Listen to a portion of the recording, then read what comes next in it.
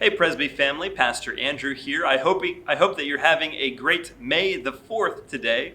As you Star Wars enthusiasts out there know, May the 4th is Star Wars Day, short for May the 4th be with you. In honor of the occasion, I'm actually wearing a suit today that has a Darth Vader print on it. Since Darth Vader is affiliated with the dark side, he doesn't exactly show up too well on camera, but that's in the spirit of the day. As you have probably noticed, I don't normally go about the church wearing a Darth Vader suit, and that's because of one of the most important pieces of ministry advice that I received when I was in seminary. As one professor was always fond of saying, just because you can doesn't mean you should.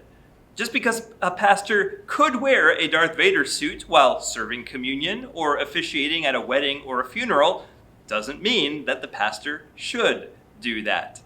Many of you are probably breathing a sigh of relief right now. Some of you might be a little disappointed, and we'll talk later.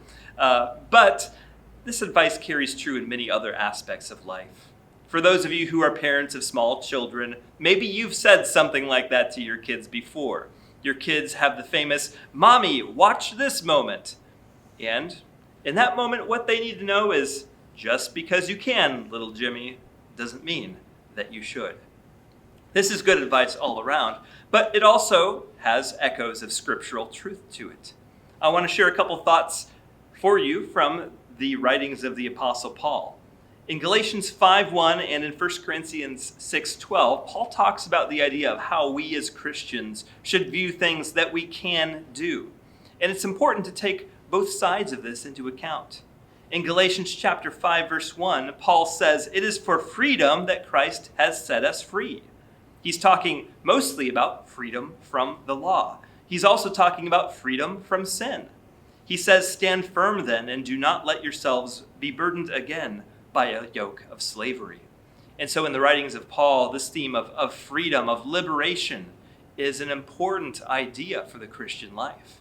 But that freedom also has boundaries. In 1 Corinthians 6, verse 12, Paul says, "Everything is permissible for me, but not everything is beneficial. Everything is permissible for me, but I will not be mastered by anything."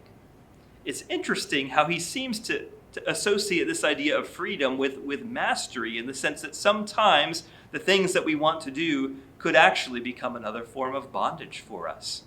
And so the message that we see from Paul is that the Christian life is full of freedom that we are to celebrate. But at the same time, we need to ask ourselves, just because we can do something, is this the right way for us to use our freedoms?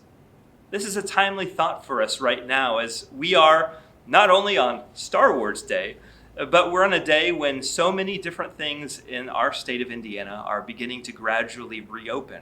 It's a day that we have been waiting for a long time, and now, for the first time in weeks, non-essential travel is something that we can do.